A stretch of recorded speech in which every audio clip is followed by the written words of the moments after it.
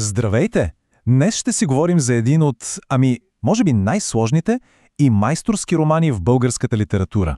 Става дума, разбира се, за Ноев ковчег на Йордан Радичков. Идеята ни е заедно, стъпка по стъпка, да разглобим този текст и после да го сглобим отново.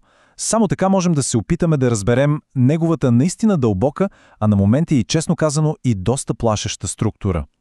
И ето този цитат, който виждаме, е всъщност ключът. Това е отправната точка за всичко. Тези думи звучат постоянно в съзнанието на разказвача и се превръщат в негова мисия, дори в негова мания. И тук е важно да се уточни. Неговата цел не е да спаси светът от някакъв библейски потоп. Не. Задачата му е да събира. Да събира фрагменти, трохите на паметта, без значение колко са незначителни, грозни или дори болезнени. Точно за това и нашата цел днес е да направим нещо подобно.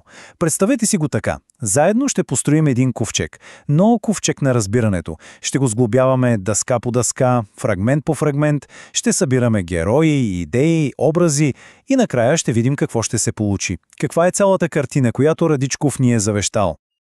Добре, ето и как ще го направим. Първо ще се спрем на самата мисия. Защо изобщо се строи този ковчег? После ще видим от какви материали е направен. Ще се запознаем и с доста чудатите му пътници.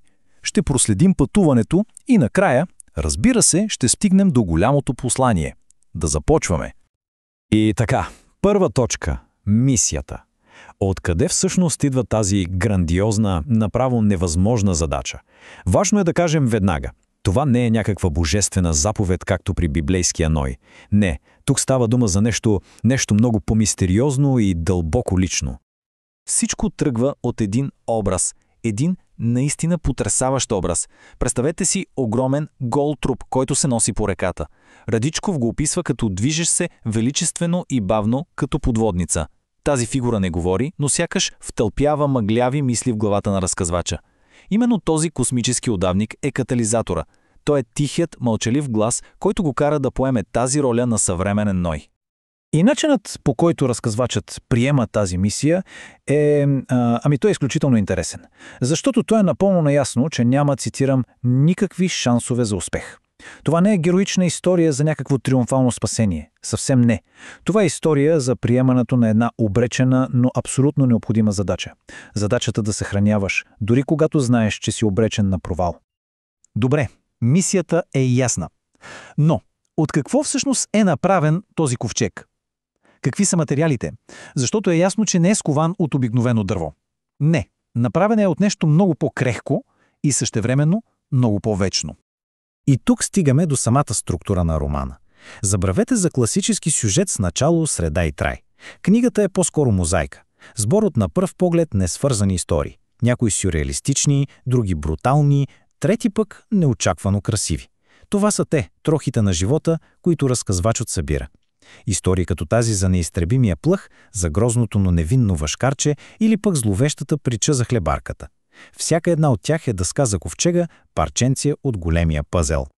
Нека видим един много ярък пример за това как Радичков смесва световете. Как митичното просто нахлува в реалността. Картината е направо библейска. Представете си го. Лятна жега, тишина, голи жени се къпят в реката. Изведнъж от небето пада посетител. Водата се вдига на стълб, а божествената му риза, както казва Радичков, мигновенно прилепна към Божието тяло. Това е момент на чисто, необяснимо чудо. И точно когато сме потопени в тази митична картина, идва бруталният шамар на реалността. Защото без никакво колебание една от жените просто взима камък и го убива. Чуйте само как звучи. Меко изхрущя Божията кост под камъка. Край на чудото. Жесточината тук е инстинктивна, първична, необяснима. И точно това противопоставяне, това е един от основните материали, от които е изграден целият ковчег. Добре, имаме мисия, имаме и материали. Ами пътниците? Кой или по-скоро какво се качва на борда на този ковчег? Забравете за подредемите подвойки чисти животни от Библията. Тук пътниците са една доста странна сбирка от същества, хора и призраци. И тук стигаме до нещо много важно в света на Радичков. Той не противопоставя животинския и човешкия свят. Не, Той ги показва като паралелни, като огледални. И в двата си има собствени закони, които често са брутални. Да вземем за пример глутницата кучета, която разкъсва собствения си водач. Това по-различно ли е от хората, които по-късно ще видим да топят снега, за да търсят парите на Левски? Инстинктът и алчността, те върват ръка за ръка. Значи, на борда се качват точно такива. Несъвършените, отхвърлените, страдащите. Имаме щъркел, изгонен от собственото си ято.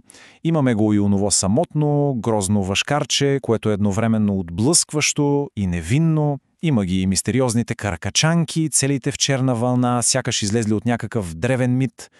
Всички те, колкото и да са окаяни, носят в себе си и някакво странно величие. Техните истории трябва да бъдат спасени. И така, ковчегът е готов, пътниците са на борда, започва пътуването. Но накъде? Тук е големият обрат. Пътуването не води към спасение, към някаква нова земя. Пътуването се случва тук и сега, във времето на романа, в това, което Радичков нарича въшкавия живот. А този живот е, той е изпълнен с компромиси, с грозота и с една непрестанна, уморителна борба за оцеляване. Може би най-силният пример за този въшкав живот е главата за залавянето на Васил Левски. Всичко започва с снега. Снега, който по принцип заличава следи, който покрива и скрива историята.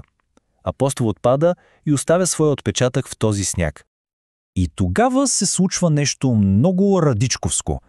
Хората започват да се стичат към мястото, но не за да почитат памета му, поне не по начина, по който очакваме.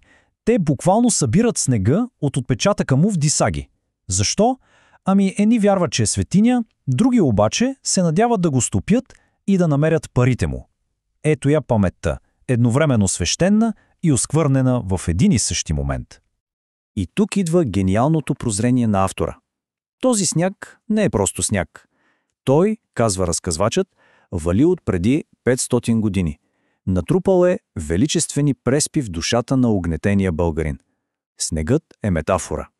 Метафора на петвековното робство, на тази дълбока замръзнала летаргия в националната душа, която пречи на хората да видят и да разберат величието на саможертвата точно в момента, в който тя се случва.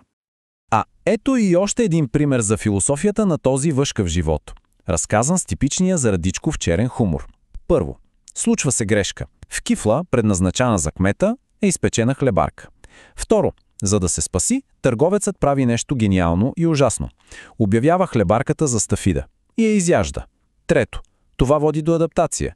От този ден нататък той продава кифли с истински стафиди. Но, и това е четвъртата, най-важна стъпка, разказвачът постоянно чува един вътрешен глас да му шепне «Таракан, таракан». Ето това е. Това е компромисът. Преглъщаш грозното, наричаш го с друго име, за да оцелееш, но споменът за него, той остава. И с всичко това стигаме до края на пътуването. До финала. Какво е голямото послание на този сложен, объркан и гениален роман? Всъщност, романът ни оставя с един огромен въпрос. Щом ковчегът е пълен с нещастие, с грозота, щом няма ясна дестинация и спасението е невъзможно, тогава какъв е смисълът? Защо изобщо е цялото това усилие, цялото това пътуване? И отговорът, който Радичков ни дава, е колкото прост, толкова и гениален. Смисълът не е в спасението, смисълът е в съхранението. Самият акт на събиране, на помнене, на носене на всичко, и на величественото, и на окаяното, това е върховният акт на съпротива. Съпротива срещу забравата, срещу нищото. Да се бориш, да запазиш всяка троха, да се опитваш да подредиш хаоса. Това само по себе си е смисълът. И всичко това ни води до финалния, абсолютно гениален парадокс на романа. Все пак е по-добре да се удавим в океана, отколкото да се удавим на сушата. Какво означава това? Да се удалиш на сушата, това е да живееш празен, сигурен, но безсмислен живот. Живот без памет, без борба. А да избереш океана, това означава да приемеш риска, хаоса, болката, несигурността, но да го направиш в името на нещо по-голямо. В името на съхранението.